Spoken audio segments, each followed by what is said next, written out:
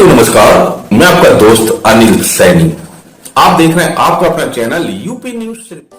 उत्तर प्रदेश में वर्ष 2027 में होने वाले विधानसभा चुनाव से पहले ही यहां पर राजनीतिक सरगर्मियां बढ़ गई हैं।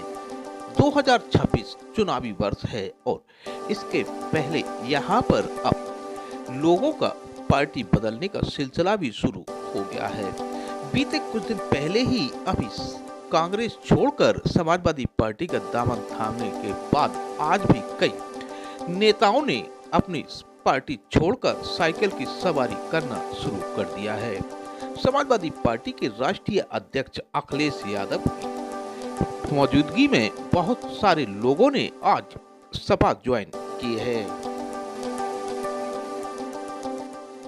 समाजवादी पार्टी के राष्ट्रीय अध्यक्ष अखिलेश यादव ने आज शामिल हुए सभी लोगों का आभार व्यक्त करते हुए उनसे अपेक्षाएं भी रखी कि वह पार्टी की नीतियों पर खरे उतरेंगे। उन्होंने क्या कहा, आप भी सुनिए उनकी पूरी बात।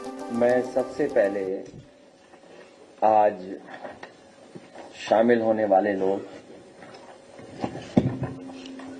मुनिदेव शर्मा जी, राहुल सिंह जी, भोपाल सिंह जी, लक्ष्मी अग्रवाल जी अपने बातों को रखेंगे। माननीय राष्ट्रीय अध्यक्ष, मैं सबसे पहले आज शामिल होने वाले लोग मुनिदेव शर्मा जी, राहुल सिंह जी, भोपाल सिंह जी, लक्ष्मी अग्रवाल जी, करण सिंह जी, रामलाल वाल्मीकि जी,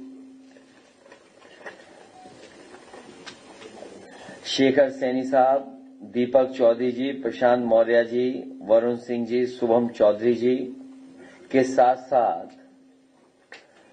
बड़ी संख्या में राजकुमार भाटी जी, जिन साथियों को आज पार्टी में शामिल कर रहे हैं, डिजिटल वर्ल्ड और उस प्लेटफॉर्म में बहुत ही लोकप्रिय नवीन शर्मा जी, रवि बैसला जी, बीरेन्द्र सिंह जी, महेश नागर जी के साथ साथ बड़ी संख्या में और लोग भी शामिल कर रहे हैं। मैं उन सब का बहुत बहुत धन्यवाद और आभार प्रकट करना चाहता हूं। इस बीच सपा अध्यक्ष अखिलेश यादव ने मीडिया के सामने आज फिर शंकराचार्य अभिमुख त्रियसुरानंद का मामला भी मीडिया के सामने व्यक्त किया। उन्होंने कहा कि आज तक सनातनी परंपरा में कभी किसी शंकराचार्य को स्नान करने से नहीं रोका गया। आप उन्होंने क्या कहा, सुनिए पूरी बात। पूरा इतिहास जो है पौराणिक व्यवस्था है, सनातनी व्यवस्था में कहीं किसी शंकराचार्य को गंगा स्नान से रोका नहीं गया होगा, लेकिन ये पहली बार हुआ है सरकार में कि उन्हें स्नान करने से भी रोका गया। जो हमारी आध्यात्म की, हमारे सनातन धर्म की त्रिवेणी है, और अब तो ये सरकार एक कदम आगे निकल गई है। ये लगता है कभी अंधेरे में या रात में फिल्म देखते हैं 20 साल बाद, हर बात इनको 20 साल बाद पता लगती है। हमारा जो एक पैनलिस्ट था, उसकी 20 साल पुरानी घटना शंकराचार्य जी को बताओ अपमानित करने के लिए कहां से ढूंढ के लाए, किसको ढूंढ के लाए?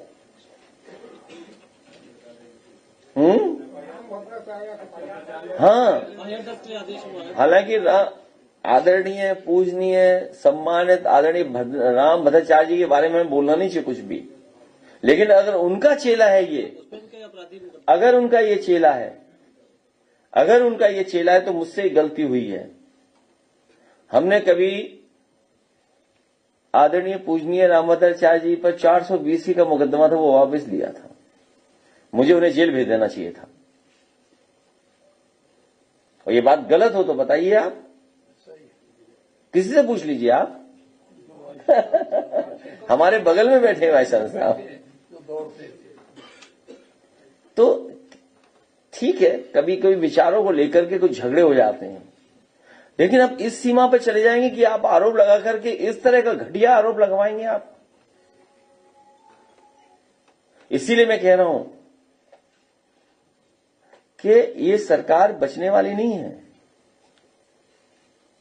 जनता ने तो अस्वीकार कर दी है सरकार। अब बस जनता इंतजार कर रही है कि कब वोट डालने का मौका मिलेगा। इसीलिए मैं कह रहा हूं कि जितनी पीड़ा बढ़ेगी उतना हमारा पीडीए बढ़ेगा। और इधर सुना है कि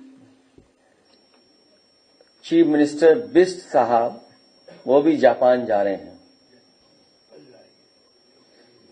आज से 10, 15, 20 साल पहले भी जापान का भी एक डॉग बड़ा फेमस हुआ था, मैं नाम भूल रहा हूं उसका। कोई चैट जीपीटी पे देखिए और बताइए कि क्या था। एक इलेक्ट्रॉनिक डॉग बोलते थे, क्या बोलते थे। तो दुनिया में एआई को लेकर के या नई टेक्नोलॉजी को लेकर के, इनोवेशंस को लेकर के, स्टार्टअप जो चीजें हो रही हैं या कंपनीज बन रही हैं, ये हमारी आपकी समस्याओं का समाधान कर रहे हैं। जितनी नई समस्याएं होंगी उतनी समाधान के लिए हमें कोई न कोई रास्ता निकालना पड़ेगा। और एआई का समिट होना, लेकिन मुख्यमंत्री जी तो न जाने कितना आगे हैं हम लोगों से। बोले अब तेल की इकोनॉमी नहीं बची है, अब ये नई इकोनॉमी डेवलप होती चली जा रही है, अर्थव्यवस्था डेवलप होने जा रही है। अरे हम उनकी बातों से धोखा खाएंगे क्या? जैसे उनके वस्त्र पहन करके हम लोग धोखा खा रहे हैं। और मैंने कई बार कहा, फिर दोहराता हूं ये बात, हमारी गीता में लिखा है कि माया में रह करके माया से दूर हो,